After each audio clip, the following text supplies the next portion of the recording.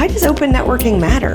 Open networking offers a familiar Linux interface using consistent tools for management, automation, and monitoring. Hyperscale data centers have seen storage increasing by more than 50% annually for several years, with more and more traffic moving within the data center. The further adoption of cloud computing, advancements in IoT technologies, big data, AI, and the deployment of 5G is accelerating the demand for cloud services. As the demand grows, so too does the need for data center infrastructure to house and transport the data. The efficiencies and sustainability of data centers has come into sharp focus as businesses and governments attempt to tackle the looming climate crisis. One possible solution has emerged: P4 programmable switches. P4 switching is open networking extended all the way down to the switch ASIC level. And while it will not solve all data centers' problems, when properly used will provide increased resource efficiencies to better handle the data, greater visibility and monitoring of traffic to screen and block attacks at the network edge, and enhance congestion control. All of this without significantly sacrificing on performance, nor increasing the need for power, nor adding to costs. Leading the charge in P4 switching is Edgecore Networks, and we had the opportunity to sit down with Nanda Ravindran, the VP of Product Management, to ask, what is P4 switching and what are the real benefits for hyperscale data centers? This is episode 9 of the Critical Lowdown. Okay, so we'll move off from the telecom side, and we'll probably come back to it at some point. But there's a topic I wanted to talk about P4 switching, so programmable switches. I will let you explain it. We do a bit of P4 ourselves, but I'll let you try to explain programmable switching within the data center. What does it mean? And do NOS vendors have a part to play here? So if you want to, I'll give you, see if you do your best at explaining P4. Barry, first I want to thank you for inviting me again to this podcast by EPS Global. So P4 programmable switches. P4 is just one of the languages to program switches. So let's talk about what programmable switches are. Initially, data centers were built by the data center operators using traditional switches and routers. These switches, I think we talked in our previous podcast, these switches were from large OEMs who were offering proprietary solutions. Both the hardware and software were combined together, and data centers initially that were built based on this type of deployment model or technology were pretty limited. I think the data center operators soon realized that the requirements for a data center were changing rapidly. The number of customers were scaling, the data that they had to process within a data center were exponentially increasing, and the traditional operators or the traditional vendors couldn't keep up. So the data center operators realized that they have to build network based on a completely different model. So they came up with this model of open hardware or open networking hardware, which were based on off-the-shelf merchant silicon. And these switches or these open networking hardware were called as white boxes. The software was called as the network operating system, and the software was based out of Linux. So the data center operators separated this. They developed the network operating systems, and they started deploying data centers based on the disaggregated or the open networking model. Operators soon realized that the kind of flexibility and the level of control that they had on their networks was significant. They were able to manage the networks. They were able to manage their networks pretty well. They had more control, and they were able to deploy new services that their end customers required. Again, it enabled a level of flexibility, but there are still some elements in the network that were closed or restricted. So here I'm going to talk about the ASIC or the network processing silicon that's on the white boxes or the switches. So these switches or these chips or the network processing silicon, the way they process the packets within them were in a very fixed model. They had fixed tables and fixed logic to process packets in a certain way.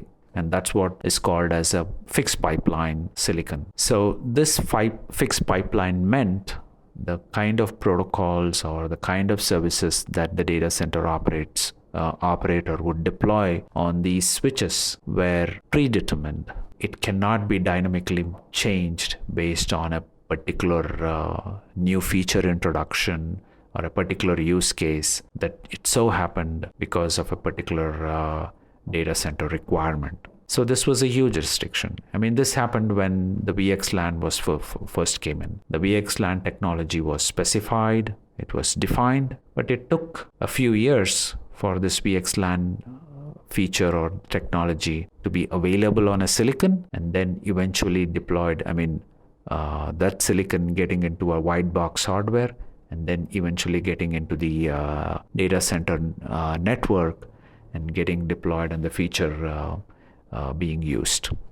So it's a pretty long cycle for the silicon chips to adapt a new technology and then get it realized in an actual data center network. So this is where the programmable switches or the programmable pipeline comes in. So the logic within an off-the-shelf silicon was generic. It had a fixed set of generic tables that can be programmed, and any new technology or any new protocol or a service could be implemented on this silicon. So this had several benefits. Data center operators could come up with a new protocol, or they could decide to remove a protocol for the sake of efficiency.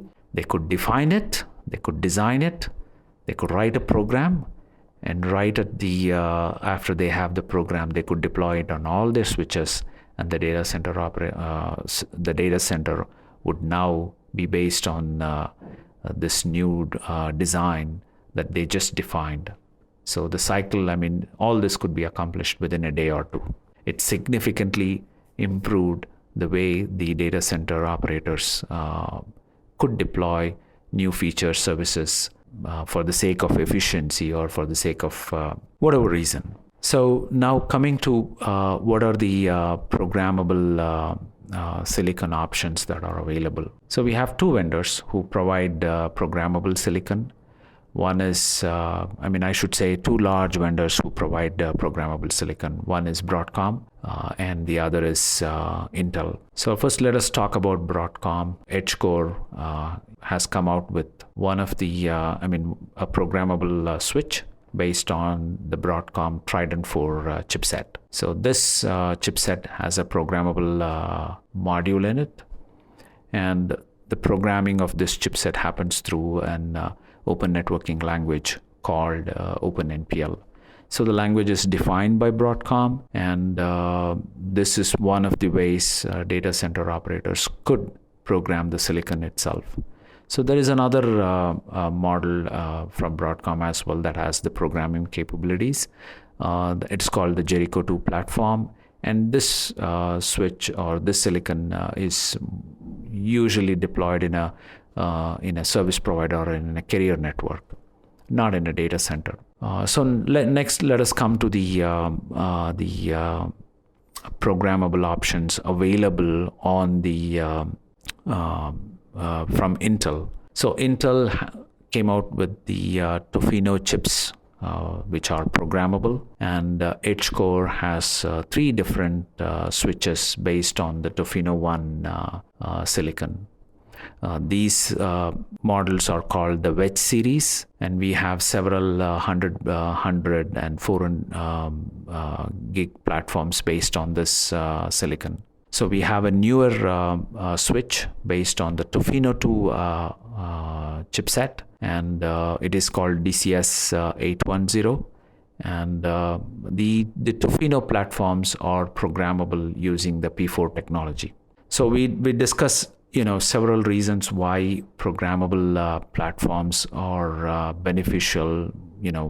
They just make the whole packet processing to be more efficient in terms of power consumption and in terms of latency. So this is just a broad summary of what programmable switches are.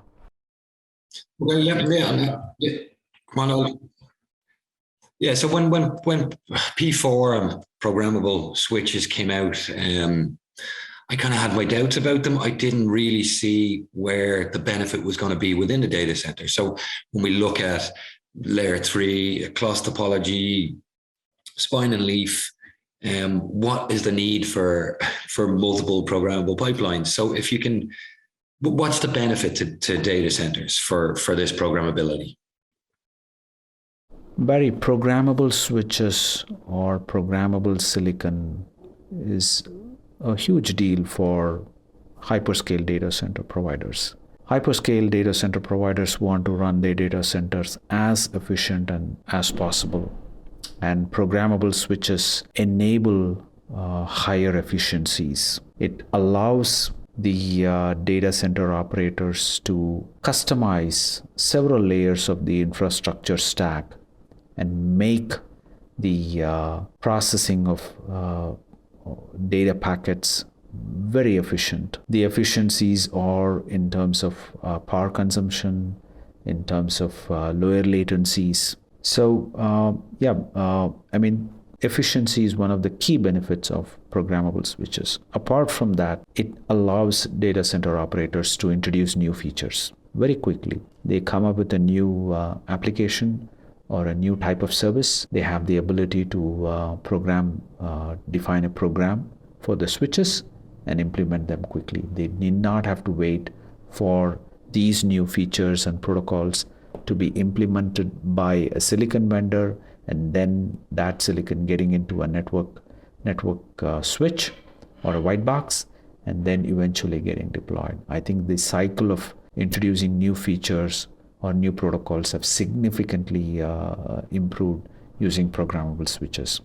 It also, we talked about efficiency, and one of the ways the efficiencies are achieved is by taking out protocols that are not needed. And this is again possible using programmable switches. One other benefit is about the visibility of packets flowing across the network. The customers or the data center operators have the ability to tag packets as they are flowing across the data center, and can track this packet as it flows across the entire network.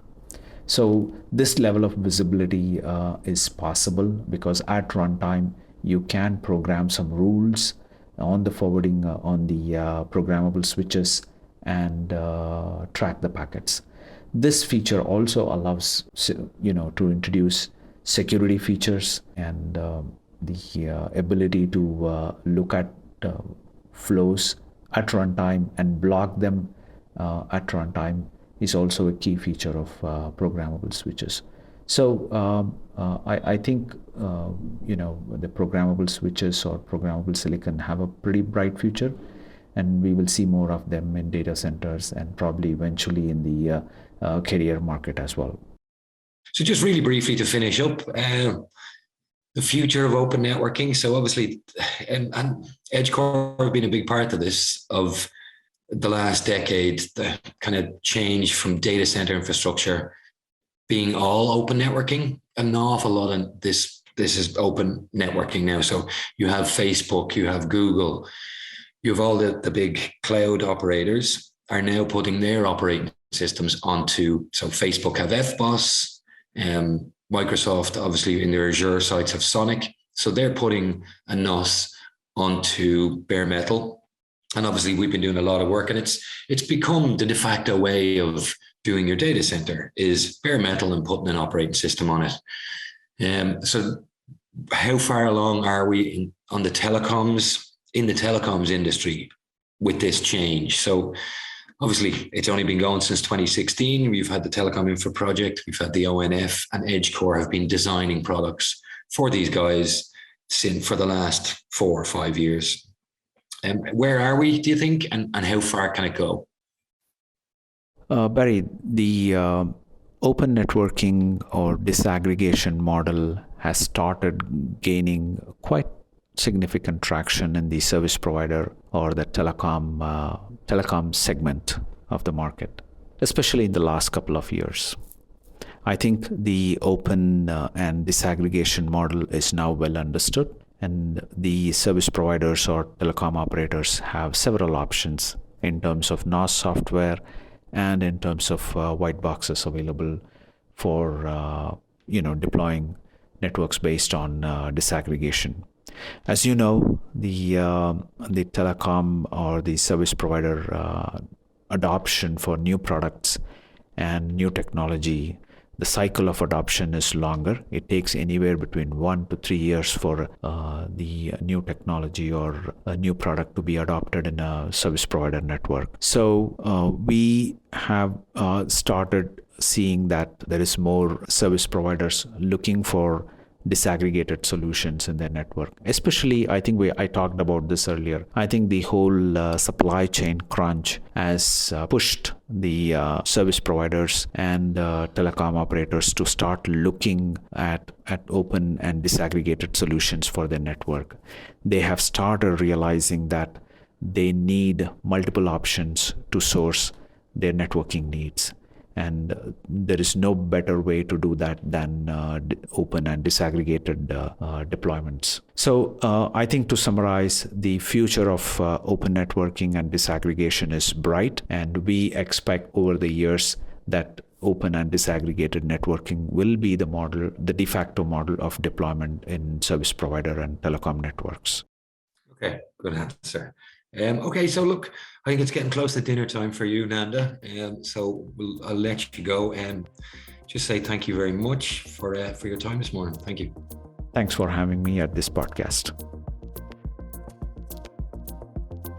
We've covered various technologies and terms on this podcast. To our listeners, don't forget that all of the information you heard today is available on our website at epsglobal.com/podcast. Until next time.